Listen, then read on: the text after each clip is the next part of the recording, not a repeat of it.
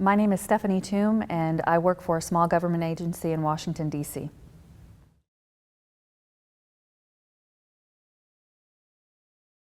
The skills and knowledge that I picked up at Arkansas State have been transferable in a lot of the different jobs that I've had throughout my career. Being able to write well, to speak well, to present well, to be able to work well on teams, which we learn through various projects in the radio-TV program, have been transferable in all of the positions that I've held throughout my career. Even though I haven't worked directly in radio television for my entire career, those skills have been very transferable in the various marketing and PR, business development, and customer experience related roles that I've held in my career. So a lot of transferability with the skills that we pick up at ASU.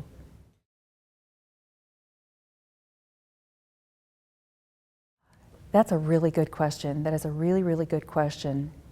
I cannot point to any specific difficulties that I've had because of my gender. I will say that once I've gotten in the door at various organizations, I do see the differences that exist between men and women in the workplace, and I see that there are differences in how men and women have to communicate and work in the workplace. There are definitely differences that have to be paid attention to have a harmonious work environment. There are differences that need to be paid attention to, but I wouldn't necessarily say they have held me back.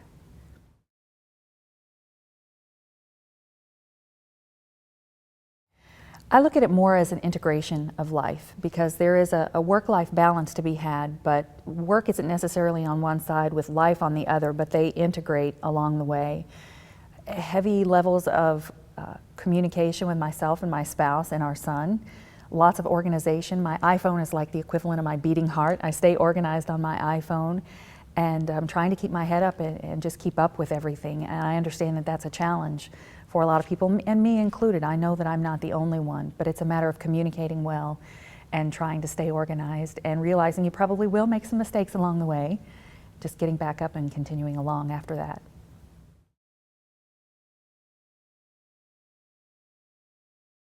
Well, for me, the transition from student life to work life right after I left ASU was very, very easy, because I graduated from college on a Saturday in December of 1993. I started work at KASU, the professional radio station of Arkansas State University, on a Monday. So I had already gotten my first real world job lined up before I left the university, and I had already made connections at that point with the people who worked at KASU. I already was familiar with KASU and the inner working, so I was able to hit the ground running. So for me, I feel very, very fortunate to have had that opportunity and for it to be as easy for me as it was to make that transition.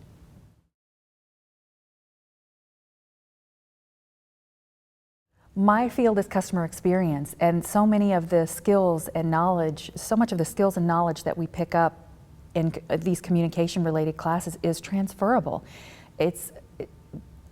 Everything applies. We can't not communicate with our customers when you're in business. You can't not communicate with your customers. You can't not communicate with your coworkers. You need to understand how the various communication channels converge to create messages internally and externally with your customers. There's no way to not be able to pick up those skills. If you're going to go through the curriculum here and apply them at various places throughout your career, there's always going to be an opportunity to use the skills that you acquire here. So really every single day, every single newscast, every single project that happens throughout the course of the work that you do at ASU is an opportunity to put in your portfolio or in your repertoire of experiences that you can take to the workplace with you. Truly, absolutely everything, every single day.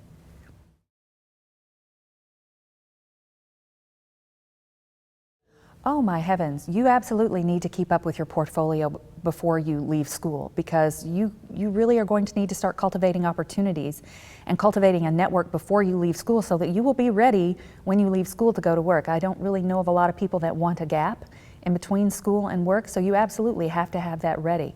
And it's just a good idea to keep up with it along the way.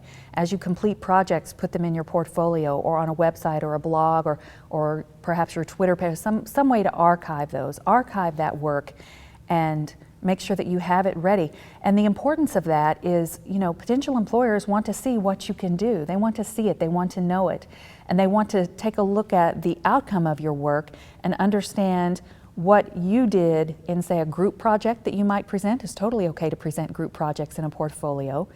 They want to see how well you work in a group and how well you can contribute as an individual team member as well. And you need to have something to show. Being able to show something means a lot more than words, just plain words with nothing to actually show for it. So it is absolutely a necessity. I know for me personally, if I were in the position to be able to hire someone, I would want to see their work rather quickly, and I would want to know what it actually meant in the context of what they could possibly do for me.